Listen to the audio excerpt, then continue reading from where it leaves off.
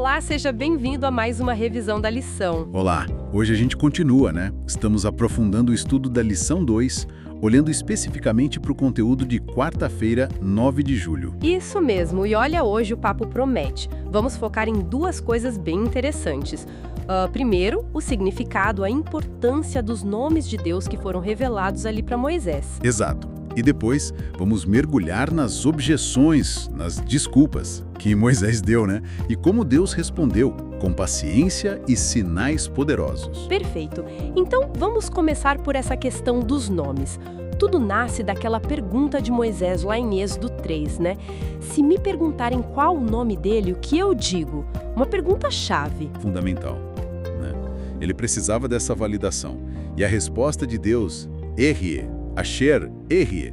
Bom, eu sou o que sou, ou eu serei o que serei. Parece um pouco, assim, misteriosa, talvez. Pois é, fica a dúvida, como que isso ajudaria Moisés na prática ali na hora? Então, essa resposta é carregada de significado. Ela não está solta, sabe? Ela se conecta diretamente com o que Deus tinha acabado de dizer no versículo 12.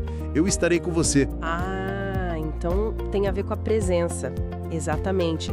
Claro que fala da eternidade de Deus, que ele existe por si mesmo. Mas o ponto central ali para Moisés era essa garantia: eu estarei lá com você. É a tal da imanência divina. Deus não é só grandioso lá longe, mas ele também está perto, presente.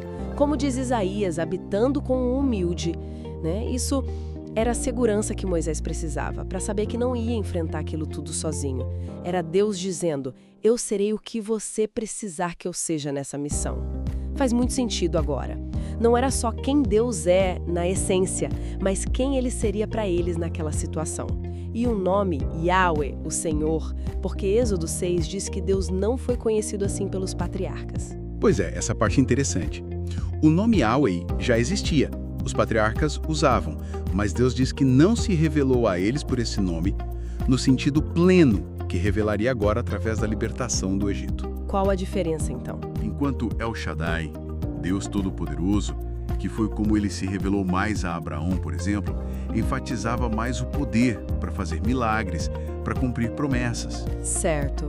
Yahweh revela mais o Deus da aliança, um Deus assim, mais pessoal, íntimo, que cumpre sua palavra por causa do relacionamento, da fidelidade ao pacto que ele fez.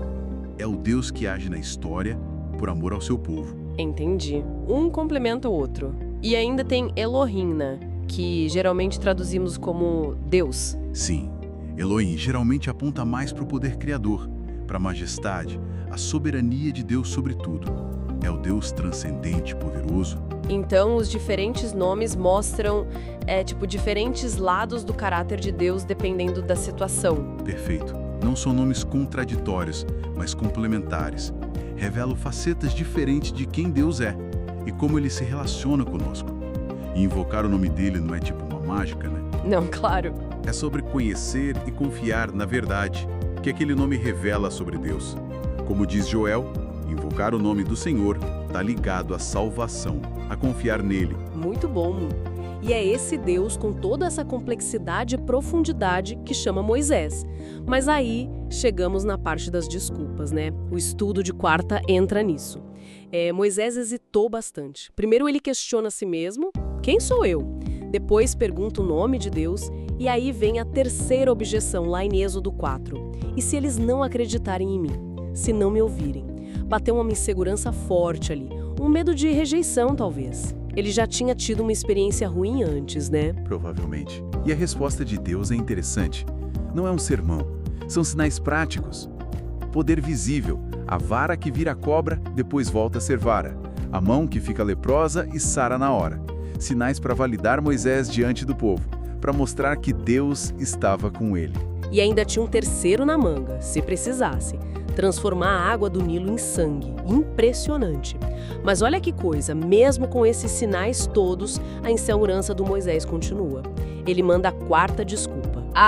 Senhor, eu não sei falar direito, sou pesado de língua. É impressionante, né?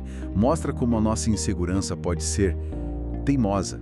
Mesmo vendo o sobrenatural, ele focou na limitação que ele percebia em si mesmo. E a coisa chega num ponto que ele basicamente implora, né? Na quinta vez ele diz: "Ah, Senhor, envia outra pessoa, por favor." Exato. Êxodo 4.13. É quase um "eu não dou conta".